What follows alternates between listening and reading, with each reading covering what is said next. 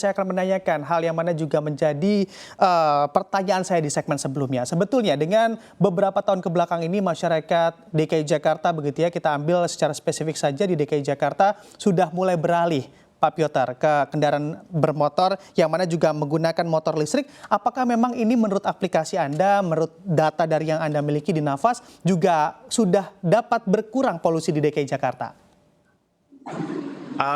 Kalau itu pertanyaan yang bagus juga. Aku menjawab dari dua sisi ya. Yang pertama dari sisi sumber polusi udara.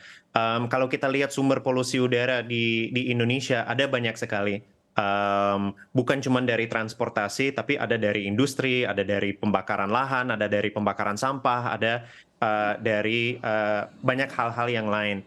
Jadi untuk bisa benar-benar memastikan bahwa ya polusi turun agar ada transisi seperti ini, harusnya dijalankan lebih banyak studi yang namanya source apportionment study yang benar-benar bisa menentukan bahwa partikel-partikel yang kita lihat jumlah partikel yang datang dari mobil itu lebih rendah daripada sebelumnya. Jadi itu adalah hal penting yang dipikirkan. Nah, kalau kita menjawab apakah sudah ada dampak, sebenarnya belum. Kenapa? Karena jumlah mobil listrik dan motor listrik masih sangat rendah.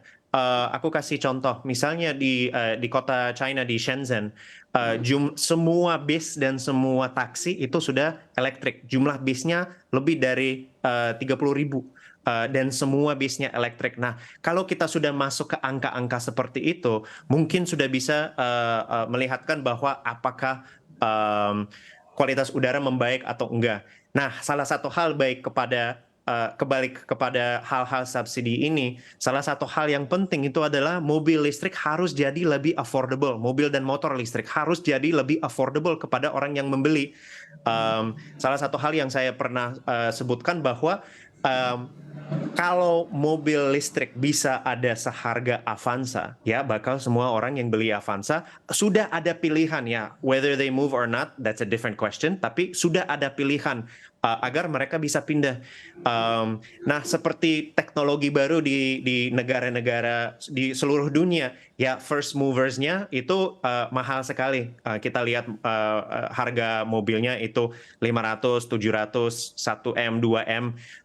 Jadi untuk ya masyarakat itu lumayan susah. Motornya sama, ada yang 25, 30 juta, walaupun Honda Beat, Scoopy itu harganya belasan juta doang. Jadi ya balik lagi, untuk bisa menentukan dan untuk bisa menjalankan transisi yang akan berdampak kepada kualitas udara, kita perlu jauh lebih banyak mobil dan motor listrik, dan dengan ini juga perlu jauh lebih banyak infrastruktur ya dari sisi charging dan lain-lain untuk bisa menghadapi ini. Baik. Tapi seperti disebut Menteri Luhut, ini adalah tren dunia dan sudah ada banyak studi yang mengkonfirmasikan dengan transisi ini polusinya dikurangkan. Oke, baik. Berarti memang harus lebih banyak lagi yang beralih begitu ya. Yang mana juga Anda harganya terjangkau, Anda juga pastikan bahwa memang lebih banyak lagi masyarakat yang beralih ke kendaraan yang memakai motor listrik. Saya akan bertanya ke Pak Sigit. Pak Sigit, Anda memang masyarakat Indonesia banyak yang beralih nantinya ke kendaraan listrik. Anda melihatnya secara limbah yang mana juga bisa berdampak pada 15 atau 20 tahun ke depan. Apakah memang KLHK juga sudah mengantisipasi terkait limbah yang diciptakan dari kendaraan listrik? Silakan. Jadi memang kita pada waktu ada konsep mengenai kendaraan listrik ini, kita sudah menyiapkan aturan-aturan yang berkaitan dengan smelter, berkaitan dengan pembangunan pabrik baterai, dan bahkan kita juga sudah membuat baku mutu yang berkaitan dengan nanti recycle baterai-baterainya. Dan saya pikir dengan berkembangnya proses, berkembangnya teknologi, kita juga akan terus mengikuti dengan peraturan-peraturan yang berlaku. Tapi kalau boleh sebetulnya menyampaikan, sebetulnya kebijakan subsidi itu juga salah satu saja. Banyak juga kebijakan-kebijakan yang bisa didorong, seperti misalnya pembatasan kendaraan bermotor yang masih menggunakan bahan bakar fosil di jalur-jalur tertentu, mungkin itu bisa digunakan. Kemudian tidak memberikan kemudahan parkir bagi kendaraan-kendaraan yang melebihi baku mutu yang sudah mulai diterapkan di DKI. Kemudian juga parkir dipermudah, diberi tarif yang lebih rendah untuk kendaraan listrik, diberi akses yang lebih mudah. Barangkali itu juga akan mendorong dari sisi regulasi dari orang untuk mendorong menjadi lebih mudah.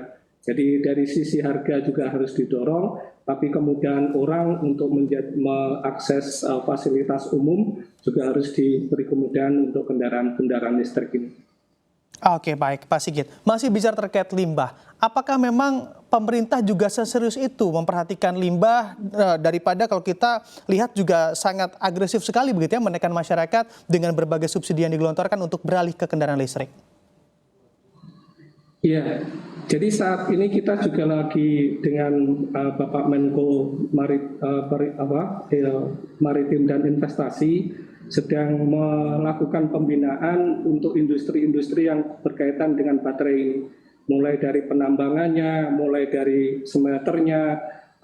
Kalau yang baterai kita masih belum masuk memperoleh informasi yang lengkap, tapi kita sedang memperbaiki kinerja pengelolaan lingkungan untuk tadi yang sektor pertambangan, sektor smelter, dan juga sektor pabrik baterainya. Oke, arahnya sudah ke sana begitu ya, tapi memang Anda dilihat dari secara teknisnya sepertinya belum dimaksimalkan begitu ya untuk pengurusan limbah ini. Saya akan kembali ke Pak Piotr. Pak Piotr, dengan aplikasi yang tentunya Anda miliki begitu ya, Nafas, sebetulnya cara kerjanya seperti apa Pak Piotr? Karena memang sebagai masyarakat DKI Jakarta nampaknya juga belum banyak yang menggunakan aplikasi ini untuk mengukur bagaimana tingkat polusi udara. Silakan. Jadi dari nafasnya sendiri kita mengukur kualitas udara memakai sensor-sensor kecil yang dipasang di beberapa daerah bukan cuma di Jakarta tapi ada di Bandung, Semarang, Jogja, Surabaya, dan kita sudah mulai keluar dari Pulau Jawa ke kota beda. Nah, sepertinya salah satu hal yang penting banget dengan adanya aplikasi seperti Nafas itu kita bisa lihat kualitas udara yang ada di kota. Jadi ini adalah secara live kualitas udara di DKI Jakarta. Nah, dengan adanya data seperti ini dari kehidupan sehari-hari, kehidupan pribadi kita, bisa melakukan adjustment kepada lifestyle. Misalnya kalau polusi udara di luar terlalu tinggi, kita bisa membatalkan aktivitas di luar atau menjalan kepada tempat di dalam yang kualitas udaranya bagus.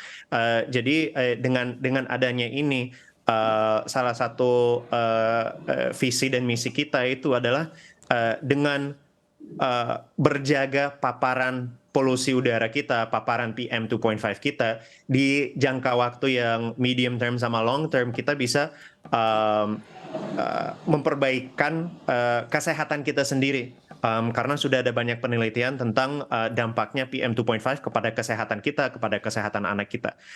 Jadi itu caranya untuk memakai aplikasi Nafas, dan mudah-mudahan kita tahun ini bisa launching beberapa kota yang baru karena tidak semua kota mempunyai data yang hyperlokal. Jadi dengan adanya kota baru dan dengan ada kolaborasi dengan KLHK atau BMKG, kita berharap data kualitas udara bisa dikasih kepada masyarakat secara satu, dan secara dua, data kualitas udara bisa jadi sesuatu yang bisa menginformasikan policy-policy yang kita ada ke depan untuk meningkatkan urgensinya masalah ini.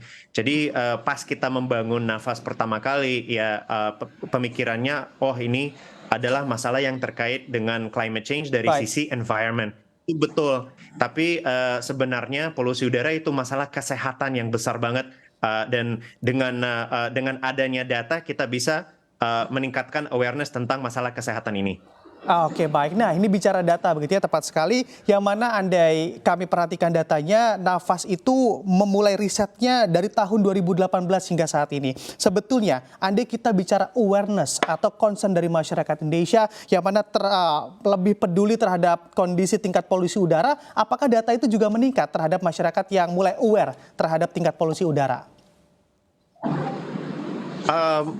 Menurut kita ya slowly ada tahun 2020 sampai 2022 itu bisa bilang masa pandemi, ada masalah yang lain yang lebih urgent waktu itu, tapi salah satu kayak silver liningnya pandemi ini karena penyakit dan virus seperti COVID penularannya lewat udara.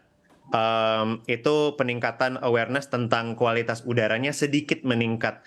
Nah, menurut kita kalau kualitas udara dan masalah polusi udara jadi sesuatu yang misalnya jadi salah satu pertanyaan di debat pemilu tahun depan atau menjadi sesuatu yang ditayang di TV atau ditayang di website. Bersama suhu udara, bersama kondisi cuaca, waktu itu awareness-nya benar-benar bisa meningkat sampai tinggi sekali. Oke, baik. Saya akan tanyakan juga kepada Pak Sigit. Pak Sigit, terakhir pertanyaan untuk Anda dan mungkin dijawab singkat saja. Sebetulnya strategi apa lagi yang disiapkan oleh pemerintah untuk mengakselerasi dan juga untuk mempercepat terkait green energy yang memang sudah disiapkan secara visi oleh pemerintah kita? Silakan Pak Sigit.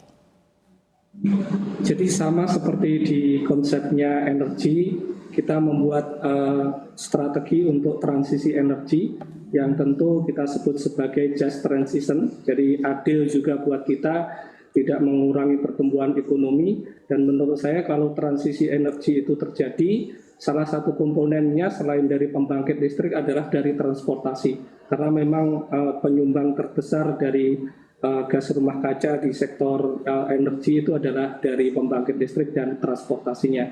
Strateginya sudah disiapkan dan tentu saja yang kendaraan listrik ini menjadi bagian penting karena sebetulnya tadi kita juga sudah memiliki pemantauan di 56 titik di Indonesia, itu semua provinsi, ibu kota provinsi sudah punya stasiun monitoring kualitas udara dan di daerah-daerah yang rawan kebakaran hutan. Dan itu kita publikasikan setiap hari di sosial media kita, di Dirjen PPKL, di Instagram dan di Facebook. Dan pengalaman begitu kita bolong satu hari, besoknya langsung diprotes. Oh ini ada apa datanya kok nggak dimunculkan di sosial media kita. Artinya sebetulnya kesadaran masyarakat untuk memperoleh informasi mengenai kualitas udara dan kami juga punya stasiun monitoring untuk kualitas air. Baik. Itu juga sudah cukup tinggi. Oke, baik. Tentunya dengan adanya pro kontra begitu ya, masyarakat semua harapannya secara bersama-sama ingin mendapatkan kualitas udara yang baik di masa depan. Terima kasih Pak Sigit dan juga Pak Piotr telah bergabung bersama kami di siang hari ini di Profit CNBC Indonesia. Sukses dan sehat selalu pastinya untuk Anda.